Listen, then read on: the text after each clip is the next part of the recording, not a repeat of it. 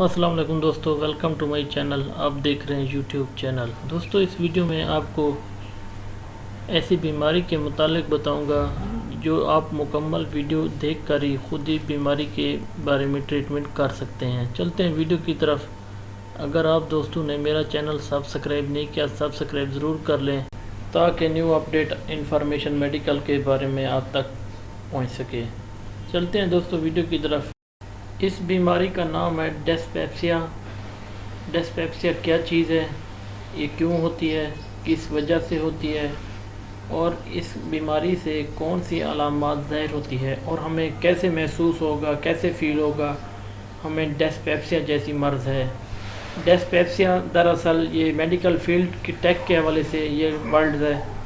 اگر اردو میں بات کی جائے، بدہضمی، کھٹی ڈکاریں اور دیگر معدے کے پرابلم کس وجہ سے ہوتے ہیں، کون سے ہیں، اور اس کی ٹریٹمنٹ کیا ہے، اس کے بارے میں دوستوں جانیں گے۔ بدہضمی دراصل سٹامک کے فطور کی وجہ سے ہوتی ہے، کیونکہ جیسے ہی خوراک معدے کے اندر پہنچ جاتی ہے تو وہ مختلف پروسیس میں سے گزارتا ہے۔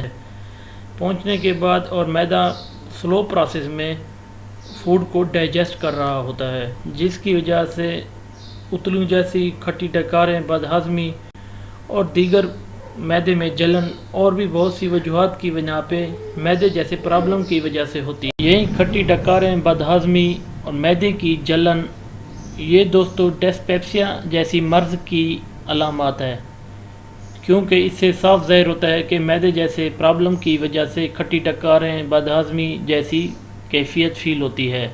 ہم بھی خود جان سکتے ہیں کہ ہمیں یہ مرض ہے۔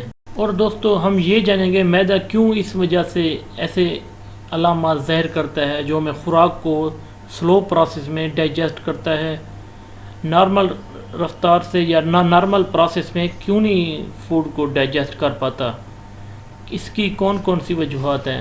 نمبر 1 پہ دوستو کسی مرض جیسے بلڈ پریشر ہائی یا لو ہونے کی وجہ سے بھی ہو سکتا ہے، پیٹ کے پرابلم، پیٹ درد، قبض اور دیگر جو آنتوں کے ورم کی وجہ سے بھی ہو سکتی ہے۔ اور دوستو اس کے ساتھ ساتھ فرائی والی چیزوں کا زیادہ استعمال کی وجہ سے بھی ہو سکتی ہے، اور اس کے ساتھ ساتھ بگ بیف یوز کرنے سے، اور دوستو فرائی والی چیزوں میں مثلا ٹکا بوٹی، کباب وغیرہ، اور اس کے ساتھ ساتھ پیٹ بھر کر کھانا کھانے کی وجہ سے یہ علامات، یہ وجوہات بن سکتی ہے۔ اور اس کے ساتھ ساتھ لاسٹ میں دوستو کھانا کھانے کے آخر میں پانی زیادہ نہیں پینا چاہیے، کیونکہ معدے کو کمزور کر دیتا ہے، فوڈ جیسے ڈائجسٹ کے پروسیس کو سلو کر دیتا ہے، جس کی وجہ سے یہ بدہضمی، کھٹی ڈکاریں، بعض اوقات اس وجوہات کی وجہ سے قبض بھی ہو سکتی ہے۔ یہ وہ چند وجوہات تھیں جس کی وجہ سے ڈسپیپسیا جیسی مرض پیدا ہوتی ہے۔ اور دوستو ڈسپیپسیا میں یا بدہضمی میں اگر علامات دیکھا جائے تو اس میں کون کون سی علامات ہوتی ہیں؟ اس میں نمبر 1 پہ کھٹی ڈکاریں آنا، بدہضمی ہونا، بعض اوقات کبھی کبھار قبض بھی ہو جاتی ہے، پیٹ میں درد ہو جاتا ہے، کھانا کھانے کے 3 سے 4 گھنٹے بعد درد شدید ہو جاتا ہے، اور جسم میں بے چینی، بوریت جیسی محسوس ہوتی ہے، اور اس کے ساتھ ساتھ متلی بھی آ سکتی ہے۔ اگر ٹریٹمنٹ کی بات کی جائے، ٹریٹمنٹ کون سی کرنی چاہیے، ٹریٹمنٹ کتنے دن تک استعمال کریں، آپ کو دوستو یہ بتانا چاہتا ہوں۔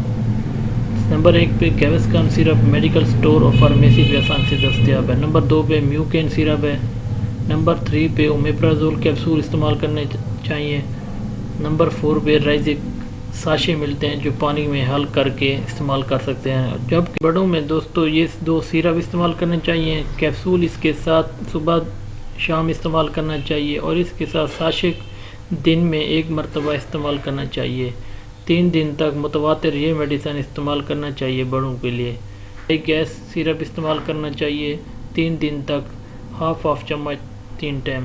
اور چھوٹے بچے نیو نیٹ جو 1 ماہ سے 2 سال تک کی عمر کے لیے ڈائی گیس ڈراپ استعمال کر سکتے ہیں۔ اگر دوستوں کو انفارمیشن اچھی لگے، لائک، کمنٹس، اگر کوئی بات نہ ہو تو کمنٹ ضرور کر سکتے ہیں، اور اس کے ساتھ ساتھ اگر چینل سبسکرائب نہیں کیا ضرور کیجیے۔ Thank you for watching. ملتے ہیں نیکسٹ ویڈیو میں۔ اوکے، اللہ حافظ۔